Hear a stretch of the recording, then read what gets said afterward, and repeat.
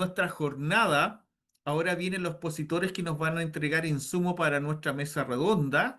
La mesa redonda de hoy día es evolución de los programas de medicina, adaptándose a las necesidades futuras de salud y ciencia. Y tenemos dos expositores que nos van a hacer una pequeña introducción sobre estos temas. Una es la doctora Yalis Medina y el doctor Juan Víctor Lara. Expondrá primero la doctora Yalis Medina y posteriormente el doctor Juan Víctor Lara. Haré la presentación de la doctora Medina, que ya está aquí con nosotros.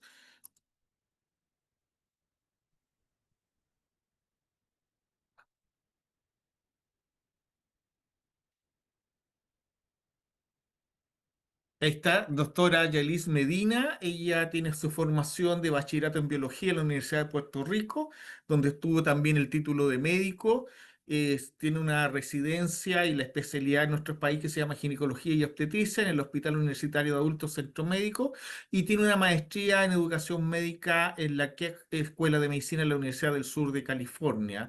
De hecho, sus trabajos, ella ejerció la obstetricia y ginecología en la Escuela de Medicina del Hospital de Puerto Rico, el Hospital Universitario de Adultos,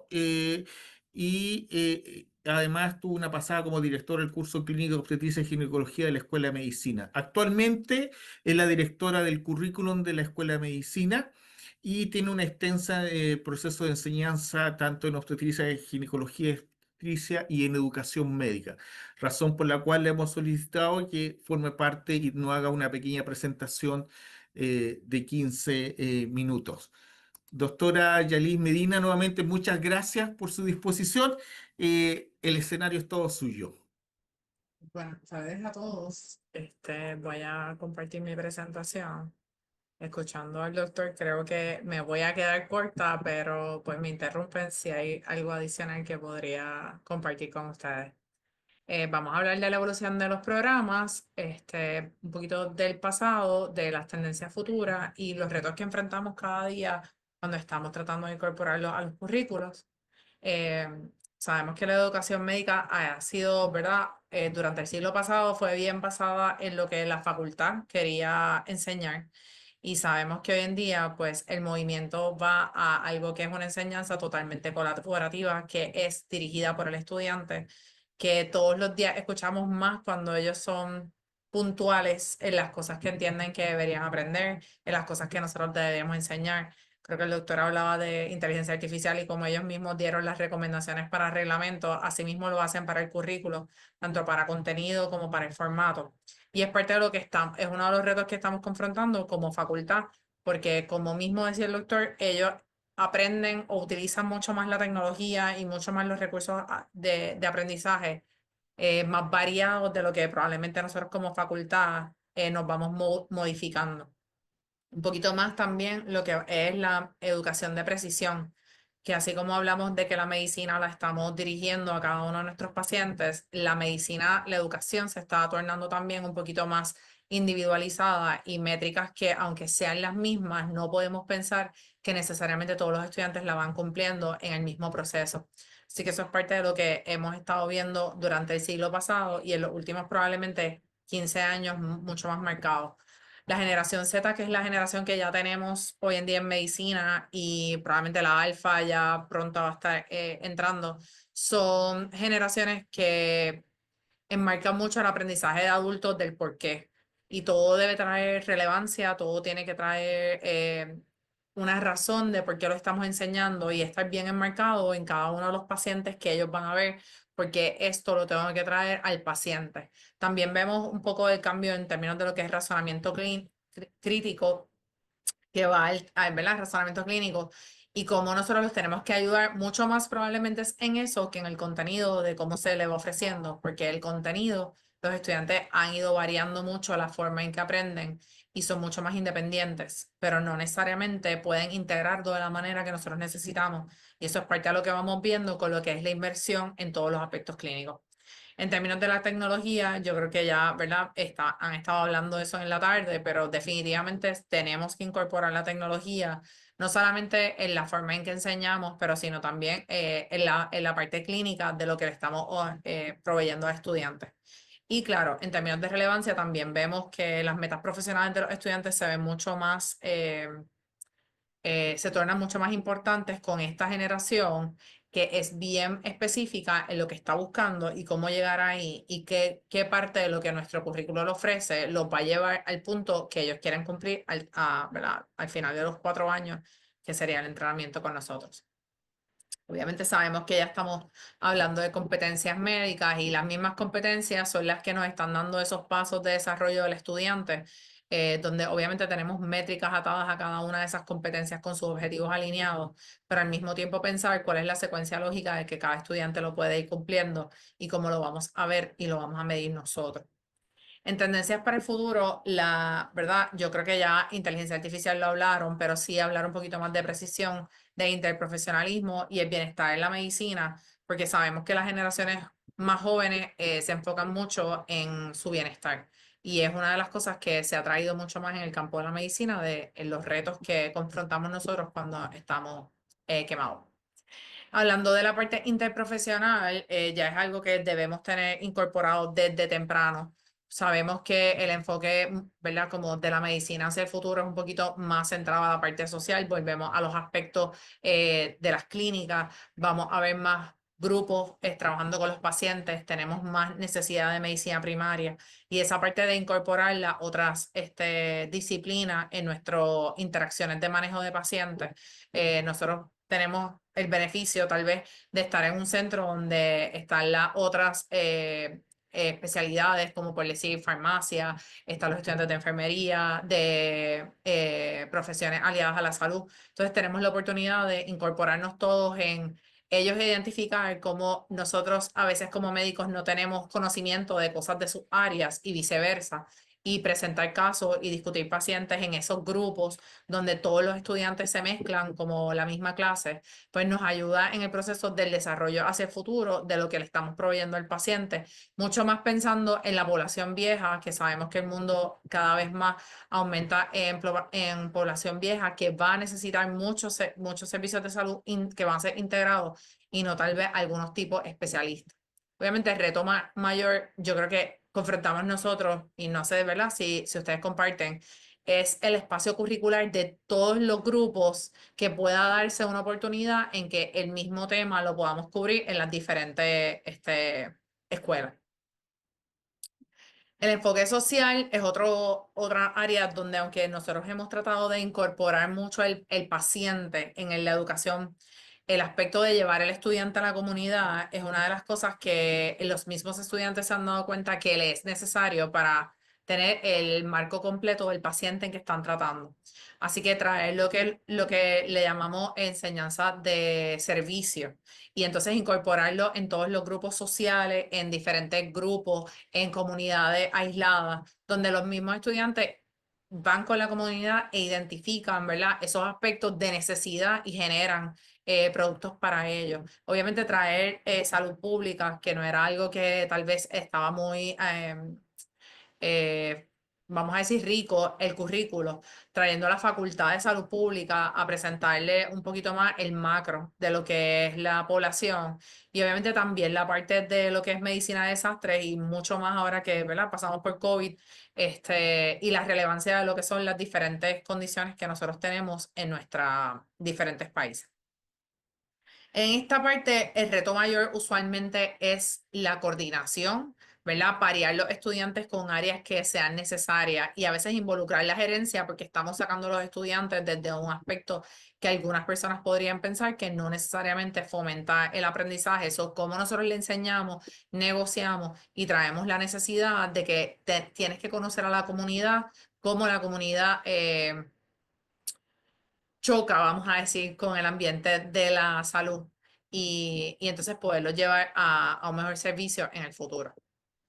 En términos de medicina de precisión, yo creo que esto ya lleva un tiempo, pero también los cambios curriculares a veces no los vemos tan rápidamente. Seguimos dándole mucho a la base y el estudiante a la base siempre se encuentra que la puede ver en otras áreas y lo que busca es ya que traigamos la innovación de la parte genética, de la parte de la inmunología, cómo nosotros les damos en la vida real, cómo trabajamos con este tipo de tratamiento. Y ahí pues sí, obviamente, identificar la facultad que más trabaja con medicina de precisión, que sabemos que no necesariamente son todas las especialidades, y traerlo a que cambien, ¿verdad? Su sentido. El tiempo curricular podría ser un issue, pero más que nada es buscar el cambio en la facultad para que sea, renueve lo que se ofrece.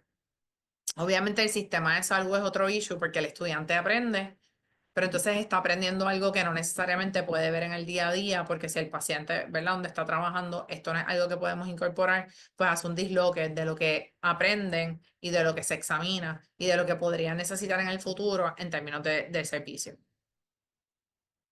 Inteligencia artificial, yo creo que ya el doctor habló muchísimo. Yo creo que la parte más importante que estamos viendo fue una que él trajo, que es la parte ética, ¿verdad? Como nosotros le tenemos reglamentos, nuestra universidad generó un reglamento que muchos lo leímos y pensamos, pues no nos está dando mucha guía. Como nosotros, algunos facultativos han abierto la puerta a decir, esto es un ensayo que me vas a entregar y si lo fueras a hacer con ella y cuál es la versión y si tú lo vas a hacer, cuál sería la versión. Ya tenemos productos para pensamiento crítico que utilice inteligencia artificial para que el estudiante por su cuenta pueda tener el acceso de ir pensando e interactuando con un algoritmo que lo va a llevar a identificar examen físico, historiales, con puntos en particular que sabe ya el algoritmo que tiene que poder cumplir para que entonces el estudiante lleve un diagnóstico correcto y lo pueda discutir. Así que intraer eso al salón, pues obviamente es importante.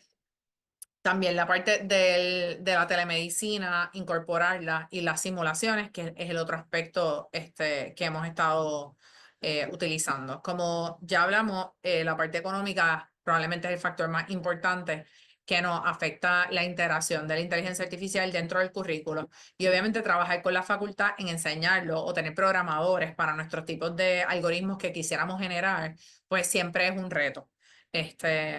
Sin embargo, yo creo que cada vez más la facultad se está abriendo viendo la utilidad que pueden ver en términos de enseñanza.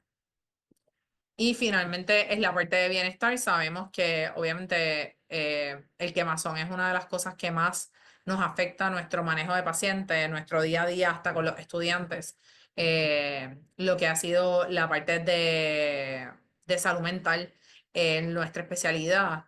Y como nosotros entonces buscamos mejorar el bienestar y no es solamente dándole sesiones, que obviamente lo incluimos, de cómo manejas tu tiempo, de cómo identificar si estás quemado, cómo buscar recursos, tener un consejero, pero nosotros también mirar nuestro currículo y pensar qué cosas son redundantes, dónde hay horas que estamos gastando en el estudiante que necesariamente no debería estar aquí, dónde le podemos dar la flexibilidad de que él entienda que esto puede ser independiente y que esta parte realmente requiere estar con nosotros o interactuar con sus compañeros y poder generar estos tipos de conocimientos que lo van a ayudar a manejar mejor el paciente. Mirar las horas curriculares, yo creo que para mí ha sido lo más retante con mi facultad, porque todavía insistimos en querer tener un uno a uno con el estudiante que no necesariamente nuestro estudiante de hoy en día necesita. Entonces, ¿cómo buscamos ese balance? Pues una de las cosas más retantes en este momento con la facultad. Y con esto acabo con algo, ¿verdad? Que simplemente es pensar en la salud ya estamos mirando el macro de lo que está pasando con todos los pacientes. Tenemos muchos servicios que tenemos que incorporar, que lo estamos haciendo en el día a día de nuestros hospitales y nuestras clínicas, y que el estudiante cada vez más quiere saber cuál es la realidad de cuando sale por la puerta, qué es lo que se va a confrontar, que yo creo que es algo que antes en la medicina no hablábamos y no buscábamos y salimos y nos graduamos y no estábamos preparados. Y cómo entonces podemos ir incorporando no solamente a los demás grupos, sino a las comunidades en la realidad de lo que se maneja y lo que el estudiante va a tener que trabajar eventualmente con su paciente en su clínica. Y definitivamente trabajando con la parte tecnológica que los va a ayudar en el proceso de que no vamos a ser reemplazados, pero sí escuchaba a alguien que decía que el médico que no sepa usarlo es el que va a ser reemplazado, no realmente es la inteligencia artificial. Y es porque hay muchas áreas que las exigencias ¿verdad? De la salud hoy en día nos piden a nosotros que la inteligencia artificial nos puede resolver en términos de tiempo. Así que es el manejo de algo tan sencillo como el expediente, como los traductores, algunos algoritmos que nos van a ayudar en el proceso de diagnóstico, pues enseñarlos a ellos a utilizar. Y con eso, pues, acabo. Doctora Medina, Buenas tardes. muy amable, muchas gracias, sobre todo por respetar el tiempo de esta mesa redonda. Le daremos la palabra al doctor Juan Víctor Lara, primero lo presentaré, si puede dejar de compartir, por Sí, favor. ahí voy. Gracias. Voy a hablar sobre tratar de poder expresar y resumir y mostrar lo más importante del doctor Juan Víctor Lara. El doctor Víctor Lara Vélez es, acaba de dejar el cargo de presidente de la Asociación Mexicana de Facultad y Escuela de Medicina, cargo que tomó el doctor Ramón Esperón, que es uno de los coordinadores académicos de este curso de liderazgo que ustedes lo conocen. Él es médico cirujano y partero de la Universidad de Guadalajara, pediatra, neonatólogo, fue director de la carrera de medicina en la Universidad de Guadalajara por 15 años, tiene una maestría en ciencias médicas por la Universidad de Guadalajara y tuvo la coordinación del perfil de competencia del médico general mexicano, impulsor del primer Congreso Internacional de la Educación Médica que sigue vigente hasta la fecha. Él tiene unos grandes logros de educación médica, ustedes ven su currículum. Aquí nos sale una de las grandes características que tiene el doctor Víctor Lore, que es un gran cantante, tiene una voz espectacular y que cada vez que nos juntamos nos maravilla con su voz. Querido amigo, primero que todo agradecer su presencia aquí, sabiendo que usted viene llegando de Beijing, ¿cierto? Del Congreso de Educación Médica, llegó, aterrizó. Lo contacté y me dijo, ningún problema, déjame descansar un poquito y preparo la presentación para estos líderes. Así que, sobre todo, querido amigo Víctor, muchas gracias por la disposición y por estar aquí con nosotros hoy en día. El escenario es todo suyo. Muy buenas tardes a todos. Obviamente, agradeciendo obviamente la invitación y obviamente con orgullo pues haber hecho posible que este sea el segundo curso en este tipo de diplomado que me parece que es extraordinariamente eficiente. Si fueras tan amable en pasarme la primera diapositiva para iniciar y tú vas controlando o yo lo puedo controlar. Como usted quiere, ¿qué quiere? Adelante, O adelante, lo pásalo pasamos tú. Yo no, nosotros. sí, Ya, para no tener conflicto. Va. ya. Una de las César, por cosas que favor, le son pueden pasar la diapositiva al doctor. Una de las cosas que me parece que son fundamentales para nosotros ahorita es hablar del reto más grande que tenemos en el sentido estricto de poder tratar de diseñar un currículum que tenga ese tipo de situaciones, que se adapte precisamente a las necesidades futuras de salud y la ciencia. La siguiente, por favor. Algo que es importantísimo de considerar es el hecho de que tenemos que considerar varios factores que involucran el paradigma de una formación o de un paradigma de creación curricular. Son estos factores que ustedes ven en la pantalla, los factores de evolución histórica y antropológica que deben ser considerados, factores epidemiodemográficos locales, factores generacionales, factores de evolución de la ciencia, factores biológicos socioambientales, factores tecnológicos de enseñanza y aprendizaje y, por qué no decirlo, el sistema de salud y la relación entre formadores y empleadores que tendremos en la localidad para poder tratar de diseñar en alguno de nuestros países el proyecto de currículum integral y multidisciplinar. La que sigue, por favor. Una de las cosas que me parece que son el reto más importante de las universidades del siglo XXI son los que puse con tinta roja, que me parece que tiene que ser una universidad adaptativa a los entornos de la evolución tecnológica, que no creo que valga la pena discutir porque ya lo hemos escuchado en las dos, tres ponencias anteriores. Sin embargo, la universidad debe de mantener su responsabilidad y la forjadora de una responsabilidad social. Porque si no hacemos que los médicos sean humanistas y responsables sociales, prácticamente entonces haremos una medicina técnica que no tiene ningún sentido en el futuro. La preservación de la cultura local y la internacional es fundamental. Ustedes leerán los otros y apartados y darán la razón de que este es el gran reto que tienen las universidades de nuestros respectivos países. La que sigue, por favor. Y esto que es, me parece importante, en el factor de la evolución histórica y antropológica, me pasa la siguiente, por favor. Utilicé estas referencias de la imagen de Rembrandt en cuanto a la clase de anatomía, y ahora se utiliza ya con un ecosonograma para poder identificar lo que está pasando en el futuro. Las características del aprendizaje de cada etapa histórica están consideradas en la pantalla, y les puedo decir que algo que me llama mucho la atención y es muy importante que observen, porque aquí lo hemos estado manejando, el hecho de cuál es la función del catedrático que tendremos que tener para esos chicos. Porque hemos hablado de que los chicos tienen en un momento dado actitud, hemos hablado de la inteligencia artificial, pero no hay que dejar de reconocer que el papel en el siglo XXI del docente tiene que ser un papel de mentor, de guía. No puede ser el clásico papel que nosotros tuvimos como profesor, y obviamente la expectativa del estudiante tiene que ser considerar el respeto del líder como agente de cambio en el entorno del profesor. La que sigue, por favor. Algo que me parece que es fundamental es que la historia ha evidenciado, uno, el informe Flexner con una actitud predominantemente biologicista, y ustedes observan la evolución por años en cuanto a la posibilidad de cuáles eran las etapas que nosotros estamos observando de la evolución de los currículums a través de la historia. La que sigue, por favor. Cayendo en los últimos de los programas de atención primaria y sobre todo por competencias, este cuadro refiere que en 2008 nosotros en ANFEM definimos que estas eran las competencias que debería de tener el médico general mexicano para poder completar el preciso ejercicio profesional al cual debería de corresponder. La que sigue, por favor. Y es fundamental reconocer que para el 22 las competencias globales de la OMS definen las que ustedes están viendo en la pantalla, pero hay algo que me preocupa muchísimo y que debo de considerar importantísimo en el proceso, que es la calidad de la comunicación. Comunicación que ahora se ha visto tan mermada por el hecho de las tecnologías.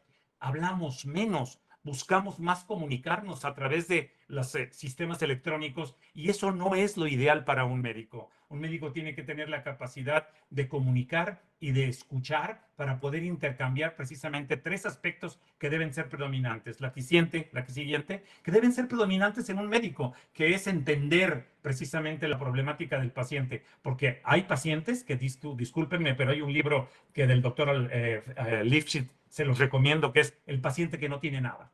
Y así dice el título, que es el paciente que llega a intentar ser escuchado. Las tendencias del siglo XXI expuestas por la UNESCO están en la transparencia, y algo que tiene que ser muy importante es ese crecimiento del abismo digital que hemos tenido que discutir en las dos pláticas anteriores.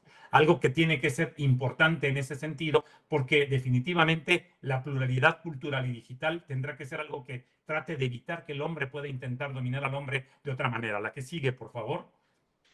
Otra de las cosas que quisiera es que, bueno, las lecciones aprendidas están puestas en el escritorio, y la peste bubónica, la viruela, con la cantidad de muertos que hubieron, y con la última que nosotros logramos vivir en este periodo antes de agosto del 22, que fue la del COVID, y las que pueden seguir, como el temor de la pandemia o de la epidemia de sarampión, apareada por un lado de que existe pues una actitud antivacunas de muchos de los seres humanos de este planeta. La que sigue, por favor. Y una de las cosas que me parece que son importantes considerar en factores epidemiológicos son la siguiente, por favor, es qué es lo que está sucediendo con las causas de muerte. Y que si se fijan ustedes, hay algo que está en la pantalla evidenciando evidentemente que sigue siendo la enfermedad cardíaca, la enfermedad cerebrovascular, las infecciones pulmonares, siguen manteniendo un importante papel. Y todo lo que ven ustedes en rojo es como sube y sigue subiendo la posibilidad de ir incrementando. Y entre ellos diría yo que el número 9 está subiendo de una manera tan importante, del 9º al 5º lugar como causa de muerte, que son los accidentes. La que sigue, por favor. Una de las cosas que son importantes de considerar en nuestros países es la expectativa de vida de Latinoamérica, y que ustedes observan, cada uno de ustedes, en el sentido estricto de cuál es la posición en la que tenemos. Y bueno, considerar que Chile, distinguido Mauricio, tiene un alto índice. ¿Será por tomar ese buen vino tinto que toman seguido y eso que es bueno? Acá, a pesar de que acá en México el tequila no nos ha logrado hacer que lleguemos a esa superioridad. La que sigue, por favor. Una de las cosas que me parecen importantes para considerar un ejemplo que debería de ser evidencia en todos nuestros países es qué va a pasar en los próximos años. Nosotros en México la pirámide va a cambiar de una manera importante para que aquellos de más de 65 años incrementen en un 3.8%. Vamos a ser más viejos que jóvenes. ¿Y cuál va a ser la recomendación y la importancia de ello para el currículum? Pues es pensar precisamente las causas que van a ser las causantes de mortalidad en nuestra futura población, cuando en México que incrementará en estos 50 años 591% el número de gente de más de 65 años. La que sigue, por favor. Una de las cosas que me parece que son importantes son los factores generacionales. Y déjenme decirles que los factores generacionales me parece muy importante. La siguiente es que consideremos que tenemos varias generaciones, pero a mí me preocupa las que ahorita son los millennials, que son entre los 28 y 43 años, porque la generación X, que somos, o algunos de los que podemos todavía estar trabajando en la universidad, pero algo que es característico y que me parece que es muy importante, es que la generación X tiene una forma de aprendizaje más autónomo que los chicos actuales. Tiene un uso eficaz de la tecnología para tareas muy específicas. Tiene escepticismo ante la autoridad, prefiere el estilo de liderazgo horizontal y busca un equilibrio en el desarrollo. En cambio, los millennials aprenden de manera colaborativa, tecnológica, usan un intensivo de la tecnología digital y las redes sociales, valoran la transparencia y la flexibilidad del liderazgo, esperan oportunidades de desarrollo profesional. Pero ¿qué pasa con los Zetas? Que precisamente son muchos de los que en ese sentido ya están ahorita como especialistas o terminando la especialidad. Tienen un aprendizaje visual y multimedia mucho mayor que lo que nosotros teníamos. Un uso avanzado de las múltiples plataformas digitales, esperan autonomía, flexibilidad de liderazgo, desde la retroalimentación y obviamente un problema muy importante en lo que se refiere a los objetivos del punto de desarrollo profesional.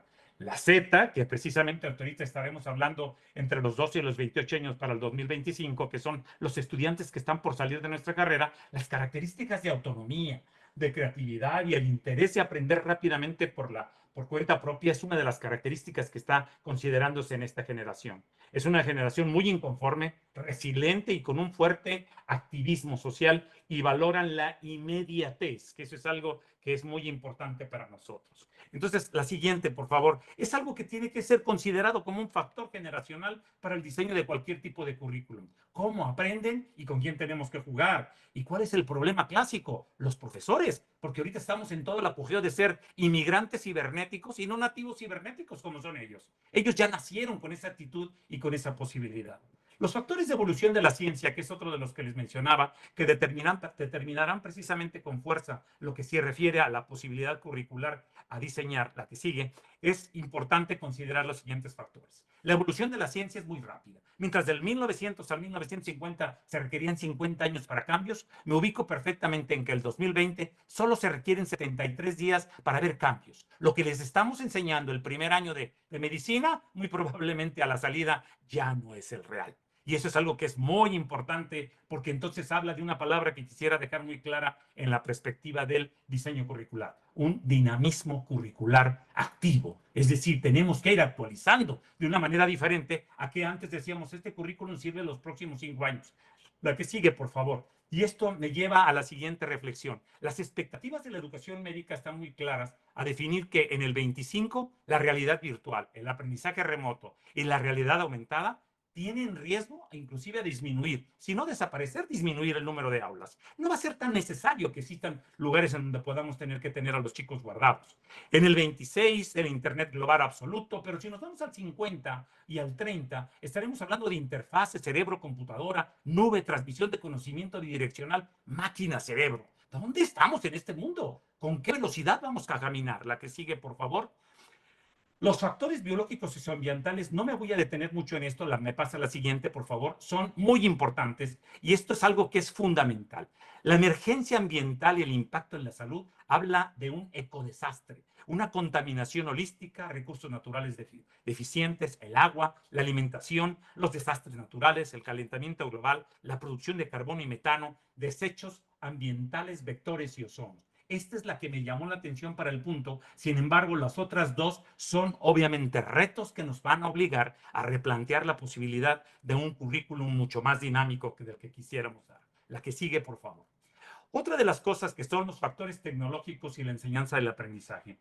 ¿Cómo aprenden los chicos? ¿Cuál es la forma y la estrategia cuando cada día queremos hablar más de simulación y más de tecnología y dejamos a un lado la sensibilidad de la comunicación ojo con ojo, cara con el paciente? Y la sensibilidad la sensibilidad a detectar la razón por la cual el paciente se está acercando al médico para buscar algunas respuestas. La que sigue, por favor. Por lo tanto, entonces, la educación 5.0 revela 4 o 5 competencias que me parecería muy importantes. Un trabajo colaborativo, que es el éxito de los nuevos currículos, la multi y la transdisciplinariedad, mejores relaciones interpersonales, empatía y tolerancia a la diversidad, con una gran capacidad de creatividad en la cual tenemos que regular. No, la inteligencia artificial no va a ser posible regularla. Ella viene y viene como un tsunami. Tendremos que dar recomendaciones específicas y estrategias pedagógicas y normativas para los profesores que puedan identificar precisamente la calidad de la respuesta y la presentación de los muchachos. Gestión de conflictos y obviamente una comunicación más fluida. La que sigue, por favor. Y estaríamos hablando entonces de que los retos de las ciencias de la salud en tecnología de la era educación 5.0 y la revolución industrial mencionan algunos de los que ya hemos mencionado. ¿Me puede pasar la siguiente, por favor? Porque aquí lo que más me preocuparía es la superinteligencia y el transhumanismo queriendo jugar cuál de los dos tiene más poder. No me voy a detener en esta porque ya lo vimos, cómo fue la evolución de la inteligencia artificial y ahorita estamos con fuerza en la inteligencia artificial generativa, que esos modelos de lenguaje largo permite crear sistemas que generan nuevos datos. Y es una complicación. Y esto tiene más de 10 años que pudiéramos estar observando en la pantalla. Y por lo tanto la evolución es mucho más rápida de lo que quisiéramos. La siguiente, por favor. La siguiente, y esta tiene que ver mucho con el sistema de salud. La relación entre los formadores y los empleadores es muy clara. ¿Qué médico necesita nuestro país? ¿Qué médico necesita el lugar en donde va a estar? Es muy importante para poder definir un currículum implicativamente en principio local y después con la posibilidad de la transdisciplinariedad y la difusión, una internacionalización. La que sigue. Dejo entonces, la que sigue, por favor, dejo que los problemas identificados se requiere planificar una formación de recursos humanos en base a qué? Al modelo de atención médica, al perfil epidemiológico, a las necesidades de la población, al crecimiento de la población, al desarrollo de una infraestructura sanitaria. ¿Por qué no pensar en el retiro de la jubilación? Vamos a ser más viejos. Los jóvenes van a tener que trabajar más y mucho más dinámicamente con los modelos que permita precisamente la inteligencia artificial, pero este modelo que permita hacer estimaciones será muy importante. La que sigue, por favor. Y estaríamos hablando de que yo diría que en todo modelo de salud debería de haber estos 5 factores y el último es el que me interesa mucho más mencionar, la vinculación intersectorial. Y por eso el concepto en educación de la multi y la transdisciplinariedad también involucra que en la política la vinculación intersectorial es muy importante. En México no podemos acabar con el dengue si no lo hacemos multidisciplinarmente y con la vinculación intersectorial, porque quieren echarnos toda la culpa a los médicos, que resolvamos el problema, que les demos esto. Cuando habla de educación para la salud, estrategias para controlar el bicho y todo lo que se refiere a ello, y lo vivimos con las pandemias. La que sigue, por favor. Y por lo tanto, para concluir con esta charla y hablar de qué es lo que nos espera para poder diseñar un currículum, la imagen que ustedes ven es ya un robot como gerente de una empresa en Corea. La que sigue, por favor. Y estaríamos hablando entonces que las tendencias de la medicina tienen nuevas formas de medicina y terapéutica. Medicina predictiva, medicina molecular, medicina regenerativa, medicina de reemplazo, porque ya no es de trasplante, es de reemplazo. Medicina de mejoramiento o perfectamiento con biochips y, ¿por qué no?, la medicina antienvejecimiento y la nanotecnología que viene caminando de la mano en el desarrollo. La que sigue, por favor. Y estaríamos entonces que ya tiene este mundo en China el primer hospital impulsado completamente por inteligencia artificial. La que sigue, por favor. ¿Y esto qué lleva? Lleva a decir que en este hospital solo 14 médicos y 4 enfermeras, en un mundo virtual en donde todo se hace, y ya lo dijeron mis compañeros, se recibe, todo lo hace una máquina, ordena el laboratorio y los laboratorios se mandan al reporte para que puedan ser vigilados o revisados por algún médico. ¿Dónde está mi propuesta? Mi propuesta está en plantear muy fuertemente las recomendaciones y hacer una capacitación docente para la detección de que no sea una máquina la que haga el trabajo de un estudiante, sino que pueda tener un proceso de análisis y de autocrítica, de pensamiento, para que pueda llevarlo a cabo. La siguiente, por favor. Y por lo tanto, yo les diría que preocupándonos por la calidad de una escuela no significa o que se demuestre que sea buena.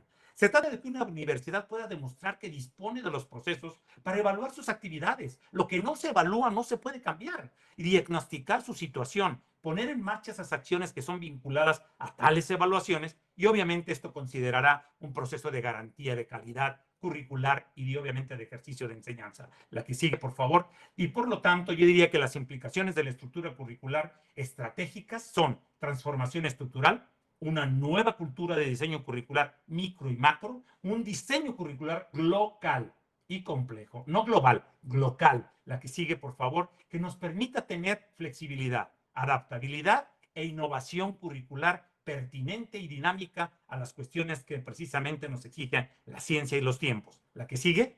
Y la última, por favor, la anterior, es que quisiera programar algo que me parece fantástico.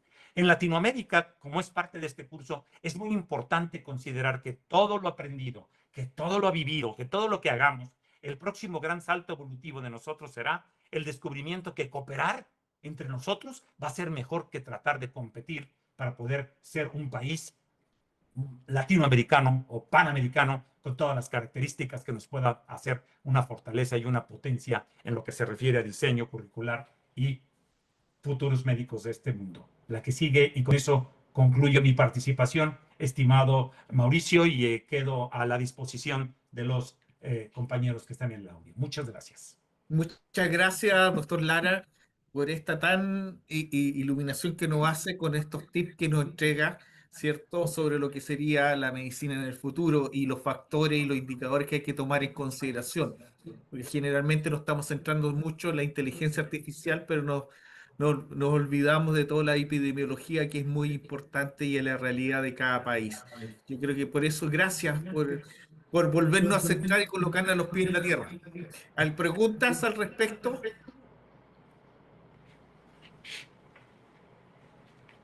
¿Alguna pregunta?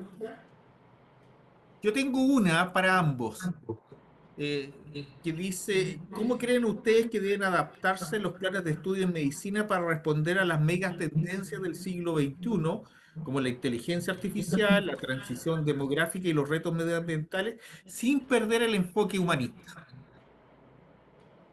¿Cuál de los dos quiere responder primero? Yo primero las damas.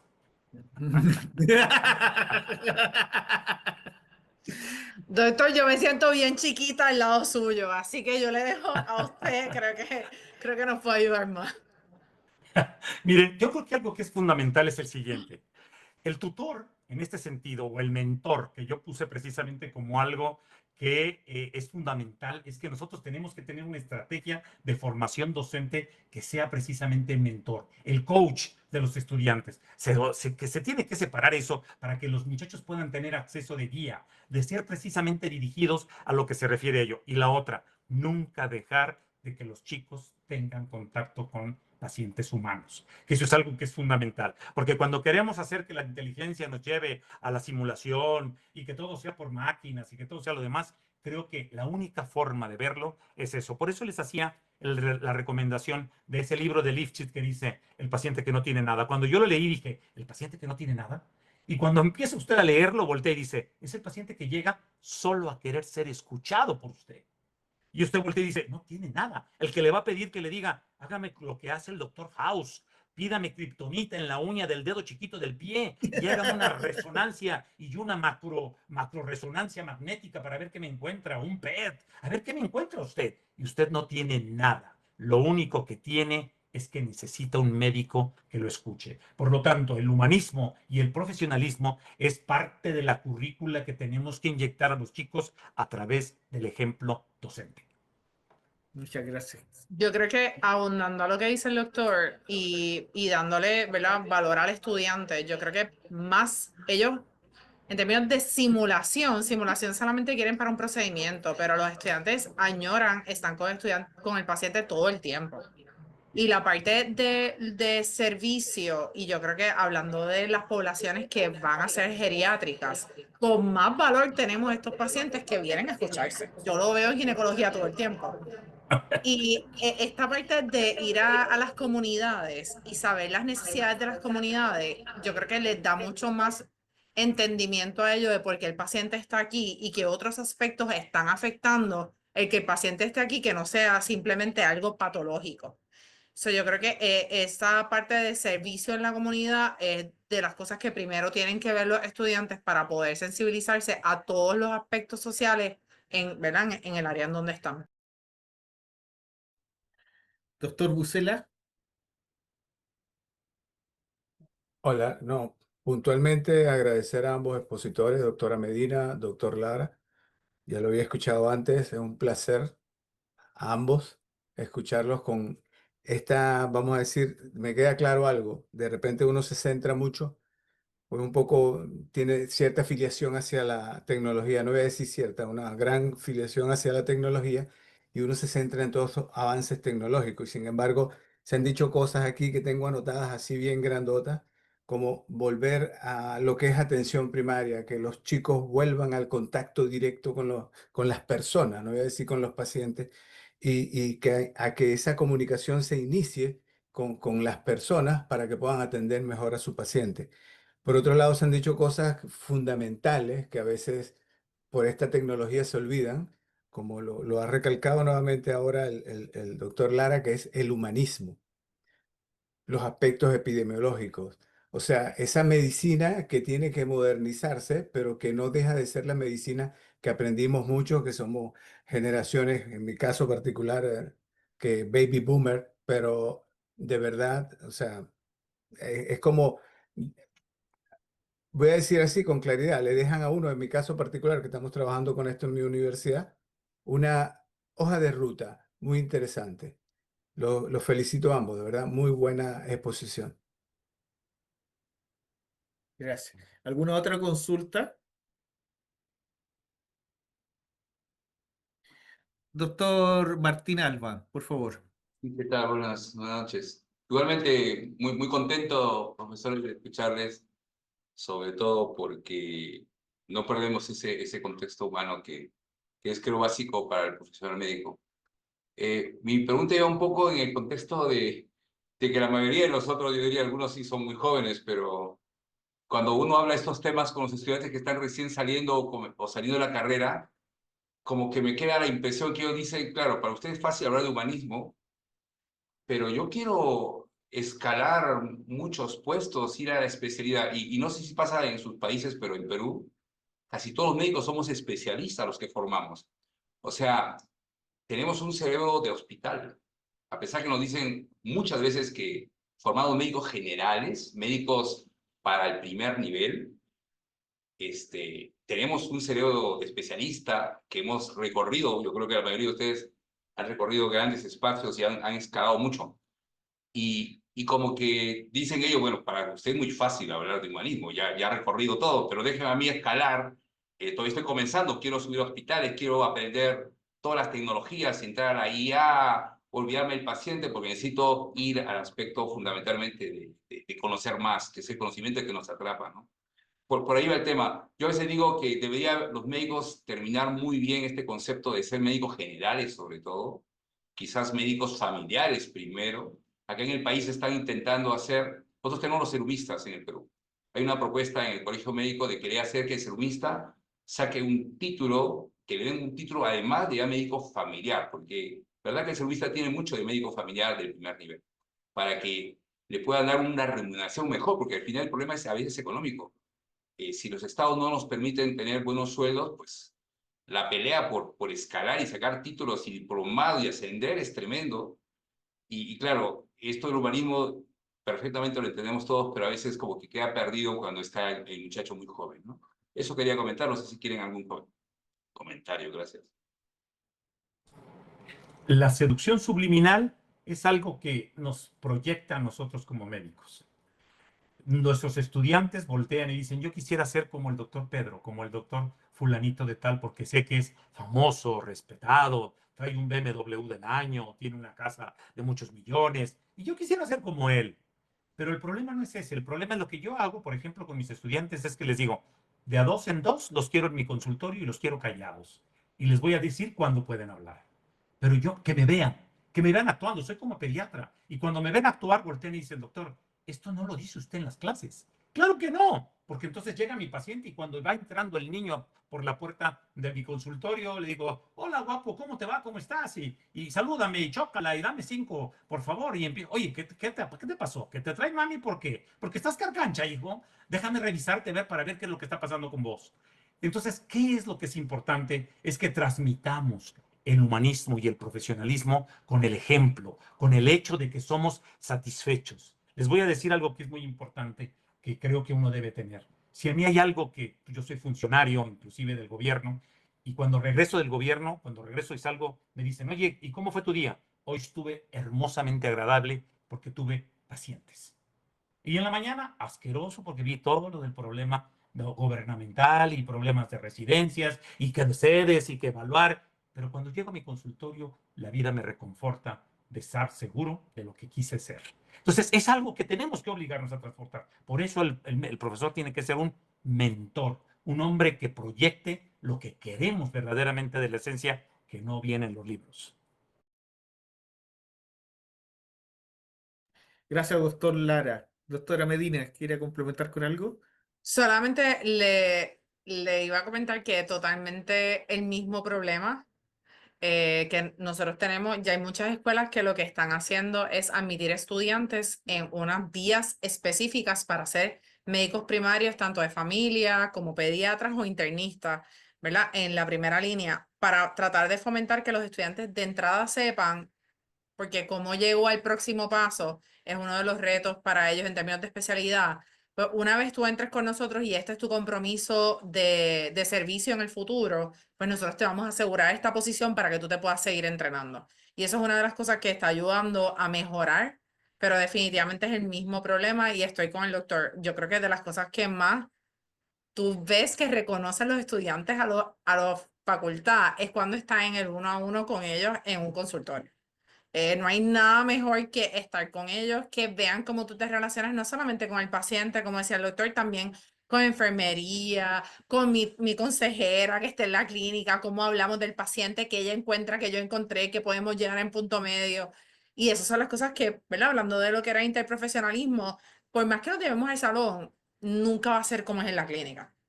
Y esa relación es de las cosas que tenemos que integrar de alguna manera para que ellos sí puedan fomentarlo. Pero yo creo que en esencia nuestros estudiantes quieren esto.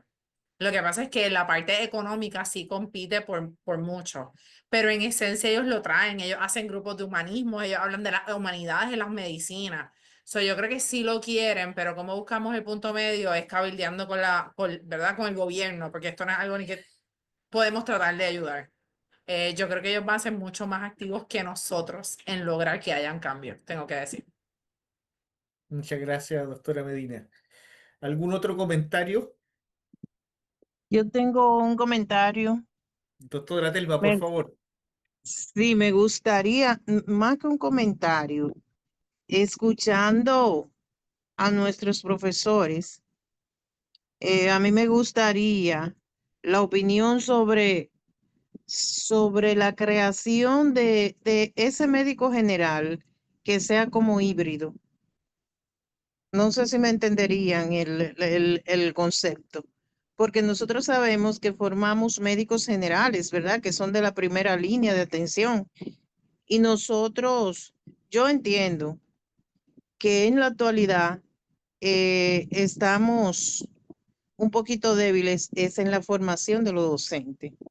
Estamos, por ejemplo, contratando docentes que son excelentes especialistas que nos van a dar los contenidos que necesitamos para nuestros alumnos, pero estamos formando médicos generales.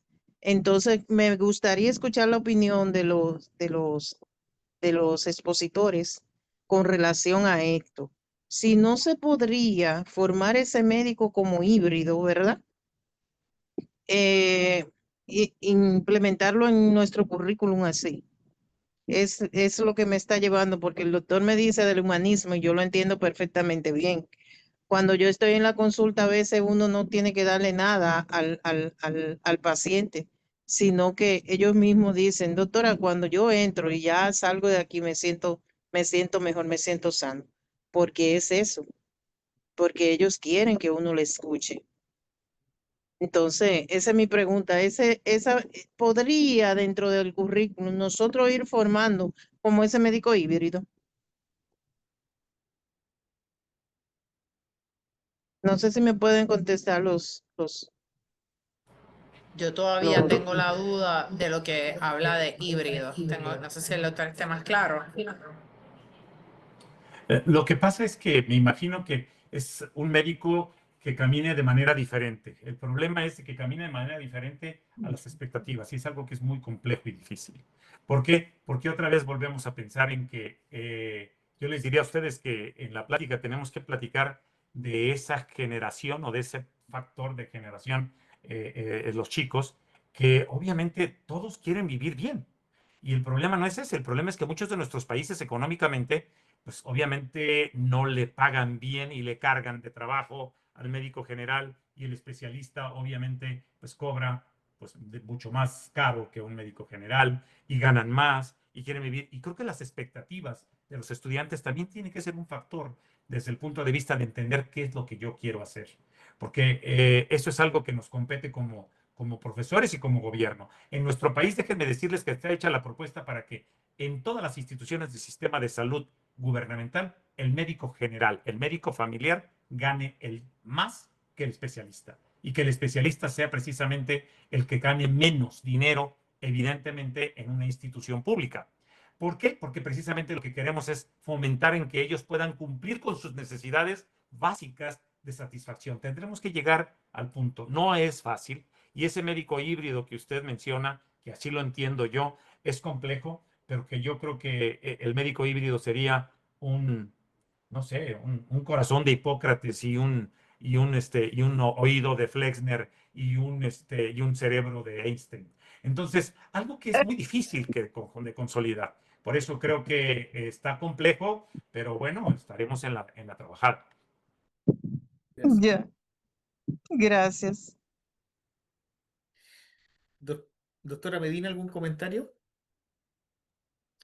Yo creo que de lo único que sí le puedo decir en términos de servicio, y por desgracia no puedo decir lo mismo que decía el doctor Lara, de verdad que se le pague mejor, pero sí son los modos de contratación. Pero en términos de entrenamiento, el entrenamiento es fomentarlo, es exponerlos más temprano. Para nosotros casi no hay médicos generalistas, pero lo que estamos hablando es de un médico de familia, que casi siempre es el médico que va a seguir ese, ¿verdad? Desde el nacimiento hasta la vejez puede seguir la familia completa.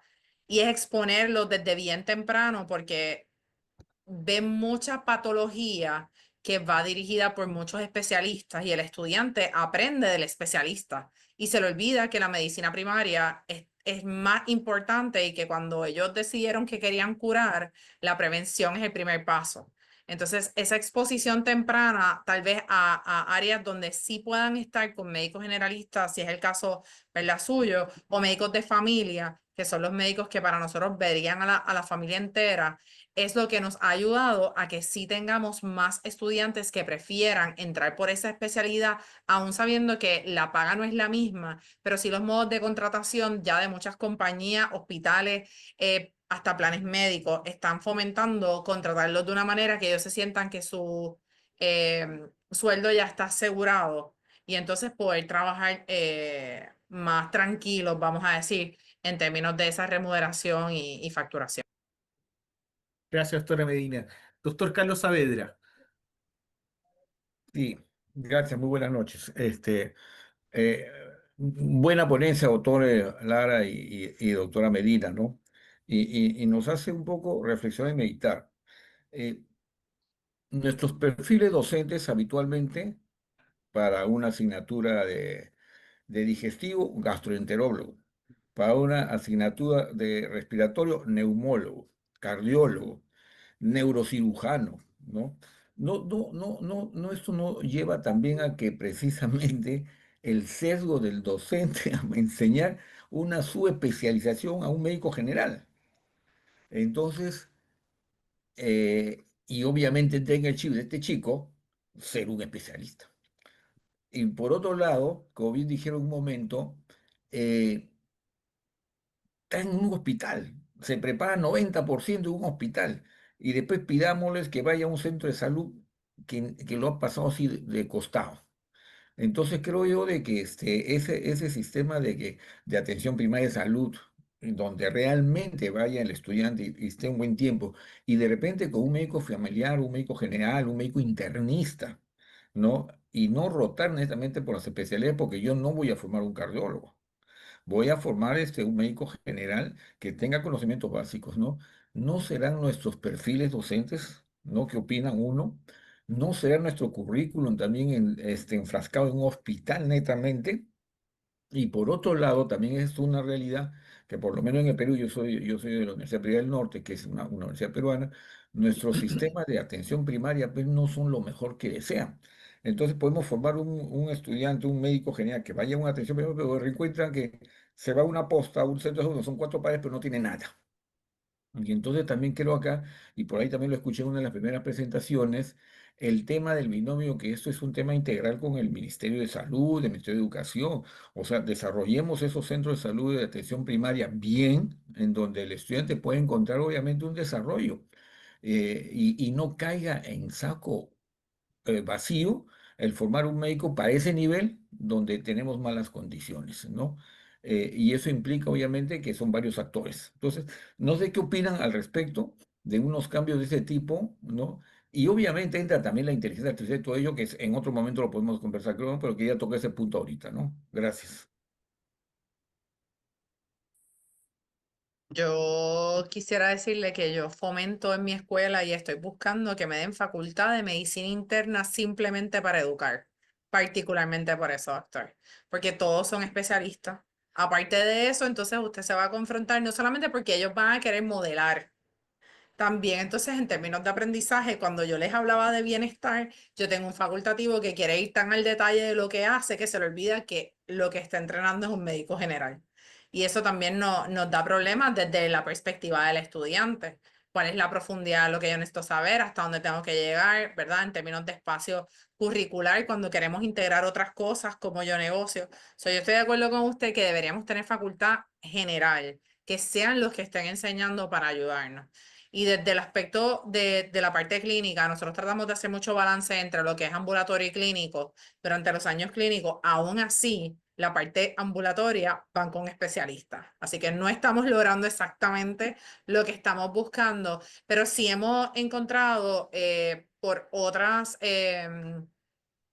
voy a decir que recursos que sí cubren lo que son centros primarios, ir incorporando estudiantes en diferentes centros primarios en las diferentes pasantías. Eso sí nos está ayudando, pero no existen para todos, no existen en muchos sitios. También te confrontas con la parte de cómo hago que ese estudiante llegue hasta allá, desde la parte económica del estudiante. Eso es un aspecto que a veces tenemos que mirar porque necesariamente si yo estoy en el centro de la ciudad y el estudiante tiene que irse a Lares, que en el caso de nosotros, ¿verdad? Es un poquito más al centro de la isla y en la montaña y tiene que guiar 2 horas, pues yo tengo que tener un estudiante que pueda llegar hasta allá y que pueda llegar consistentemente o poder quedarse allí. Eso tiene unos costos y ya pues esos son otros aspectos que también nos afectan porque entonces hablamos de medicina general y por desgracia no es urbana, es rural. Entonces tengo que llevar al estudiante allá y eso es otro aspecto que nos está afectando. Gracias, doctora Medina. Doctor Lara, ¿algún comentario? Creo que ha dicho bien claro la doctora. Yo creo que algo que es muy importante es 3 aspectos. 1, tenemos que analizar un cambio curricular. 2, tenemos que hacer una capacitación y formación docente con una visión diferente. Y que eso es muy importante. Tiene que acabarse el gastroenterólogo dando gastroenterología porque nos va a enseñar la especialidad y no la medicina general. Y la otra cosa que sí es importante, Mauricio, yo creo que es muy importante que les hagas llegar o que busquemos con Ramón en las 12 publicaciones que nosotros hemos hecho, el aprendizaje en atención primaria en salud, en donde se basan los centros modélicos, que es una propuesta que estamos haciendo desde el punto de vista curricular, y el otro libro que te haré llegar desde el punto de vista digital, porque ese sí ya lo tengo, el otro. Este no, creo que todavía no lo hemos terminado en ser digital, pero lo vamos a hacer y yo creo que se los haremos llegar a todos los compañeros del curso. Es cuanto. Muchas gracias, doctor. Doctora Ana María Moraga. Gracias, doctor Soto. Muchas gracias, doctora Medina, por su generosa presentación y comentario. Lo mismo, Víctor, qué gusto verte y escucharte nuevamente. Desde Concepción te saludo. Lo que quería comentar y en relación a lo que se estaba hablando ahora y que tiene que ver con la atención primaria y la ubicación de nuestros estudiantes ahí, que sin duda es donde se aprende salud. En atención primaria, el foco está en generar salud, cuidar la salud, proteger la salud, tratar de evitar o disminuir los factores de riesgo y hacer diagnósticos tempranos. Y eso no lo hacen solamente los médicos. Y yo diría que eso lo hacen fundamentalmente nuestras compañeras de trabajo o compañeros de la enfermería, de la matronería, de la kinesiología, de la fonoaudiología, de la terapia ocupacional, de la psicología, etcétera, etcétera. O sea, el fomento de la salud, la protección de salud, que es lo que se hace en atención primaria y donde queremos poner a nuestros estudiantes, se hace con otras disciplinas. Entonces también esta mentoría de la que hablaba el doctor Lara, también la tenemos que pensar desde otras profesiones y desde otros profesionales a nuestros alumnos en medicina. Y luego, las tan necesarias especialidades en la salud, porque son necesarias, y también son nuestro labor en las facultades de medicina, formar especialistas son claramente quienes tienen que dedicarse a los problemas más complejos. Y necesitamos en nuestros países a esos especialistas, sin duda. Y también necesitamos mentores en la formación de especialidades, ¿cierto? Pero cuando pensamos en la formación de licenciatura en medicina o de médicos generales, creo que tenemos que ampliar la mirada docente y la mirada de mentores a esos otros profesionales. Entonces, menuda tarea tenemos, difícil, que es convertirnos en mentores de estudiantes que son hoy tan distintos a como fuimos nosotros como estudiantes. Eso no pasaba 50 o 60 años atrás. Entonces yo creo que nosotros necesitamos generar mentorías para mentores, ¿sí? Eh, y generar mucho recurso, mucho tiempo, mucha preocupación en formar a nuestros docentes, que insisto, no deben ser solamente médicos. Doctor Lara, doctora Medina, ¿qué opinan por ahí?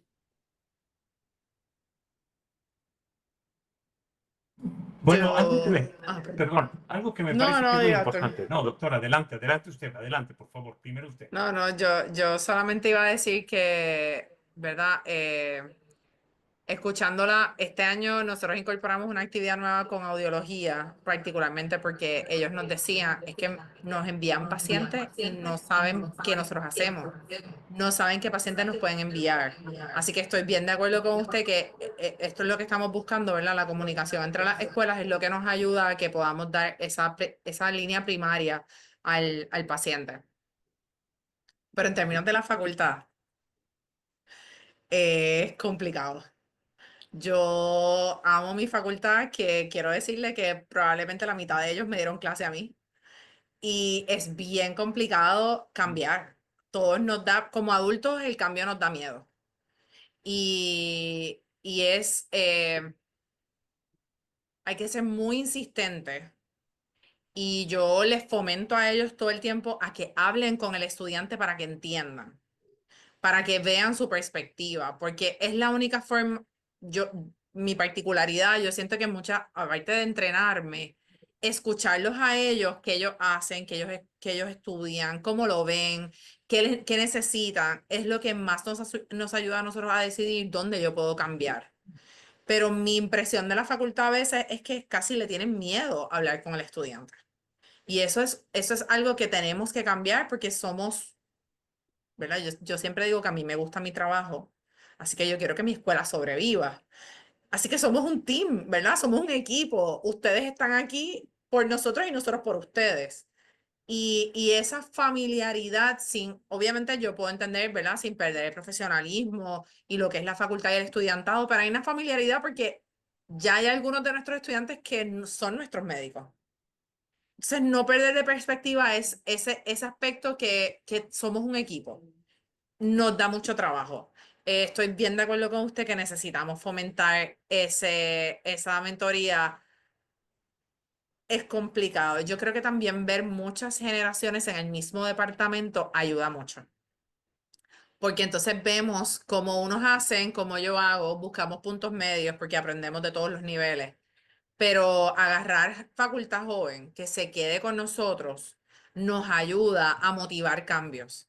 Porque a veces es solamente de arriba que no quieren cambio, a veces la facultad en pleno y se empiezan a dar cuenta poco a poco de cómo hay cambios pequeños en otros facultativos que se ve la diferencia, ¿verdad? A lo largo plazo, entonces dicen, ok, ¿qué tú estás haciendo que yo voy a hacerlo también? Enséñame. Y lo otro que nos ha funcionado es poner a los estudiantes a ellos a hacer desarrollos de facultad. Enséñame tú cómo tú quieres que yo te enseñe. ¿Qué tecnología tú usas que tú quieres que yo incorpore? Y eso es fantástico, porque realmente ves la realidad. Nosotros no podemos vivir pensando que ellos aprenden de una manera que no existe, porque entonces por eso nos damos contra la pared. Incluirlo definitivamente en este proceso, yo siento que es una herramienta invaluable. Gracias, doctora. Doctor Víctor. Yo diría que en ese sentido la esencia más importante del contacto con el paciente y otro de los puntos fabulosos es la multidisciplinariedad. Completamente de acuerdo. Completamente de acuerdo. Déjenme decirles que hay una locura que traigo en la cabeza, que es precisamente en el diseño curricular. Estábamos pensando en la universidad y así me pusieron a mí. Oiga, doctor, usted está pensando en algo muy raro. Que todos entren en el mismo camino, ciencias de la salud. Se acaba medicina, se acaba enfermería, se acaba psicología, en principio. Es decir, todos quieren ser miembros de un equipo de salud y una salud integral y una salud para todos. Y cuando entran, empiezan a tener todo lo que les tenemos que enseñar a todos ellos, a las enfermeras, a los médicos, a los odontólogos, a los nutriólogos, todos los metemos en el mismo costal. Y hablamos de una formación docente que permita el seguimiento y la compactación precisamente de ese tipo de profesorado de primer nivel de atención. Y luego se presentarán entonces el siguiente reto de decidir qué quieren. Yo estudié la misma base que está estudiando mi compañera, ella quiere ser enfermera y yo quiero ser médico. Y nos vamos a ir complementando en el objetivo claro de la atención salud. Pero claro, ustedes dirán, esto es una locura. Claro que es una locura. ¿Y por qué es una locura? Es porque al final de cuentas no lo vamos a ver.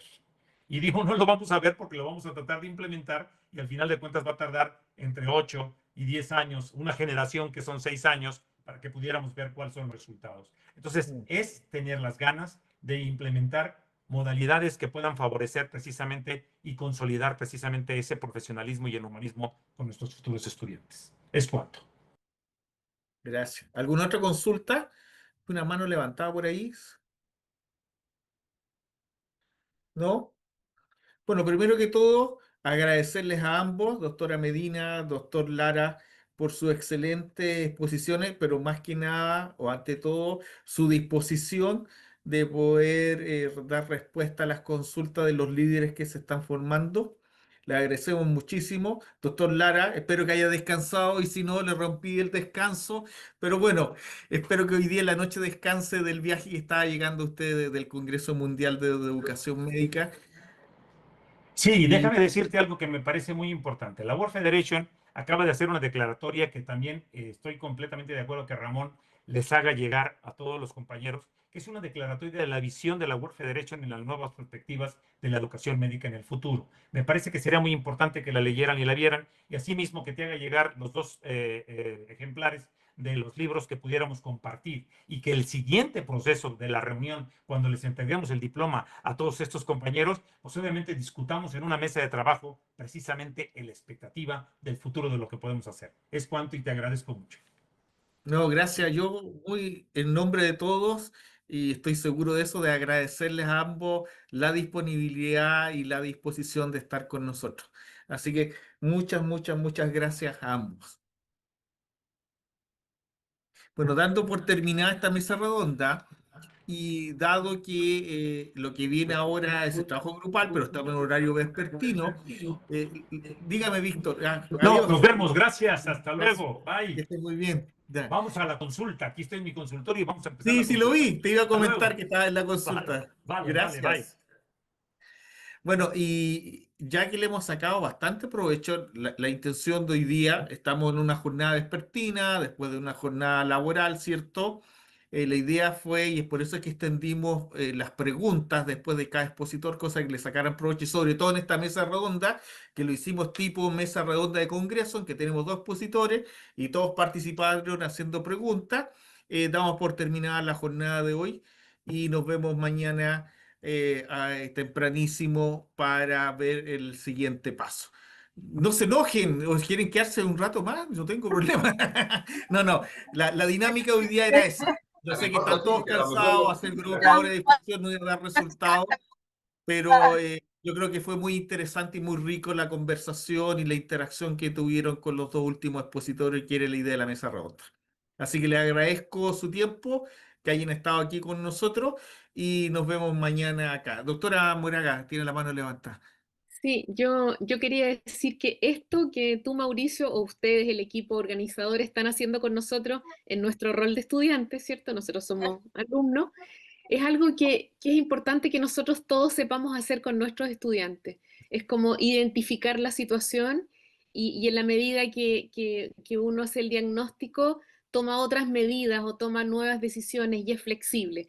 Evidentemente acá en Chile son, no sé, casi las 9 de la noche, claro, un día viernes laboral. Yo estaba pensando, aún queda 1 hora y media, Dios mío, fortaleza porque iba a ser difícil y para todos nosotros, así es que muchas gracias, pero es también un aprendizaje, ¿no? El ser flexible. Así que muchas gracias y nos vemos mañana. Sí, uno aprende con el tiempo que cantidad no es lo mismo que calidad. Así que fue muy provechoso el tiempo, la interacción con los expositores. Así que nos vemos mañana, descansen y que estén muy bien, ¿ah? Un gusto haber estado y haber compartido con Nos ustedes. vemos mañana. Gracias, Buenas hasta noches con mañana. todos. Saludos a Buenas todos. Hasta noches. mañana. Buenas noches para todos. Buenas noches. Hasta mañana, muchas gracias. Hasta luego, buenas noches.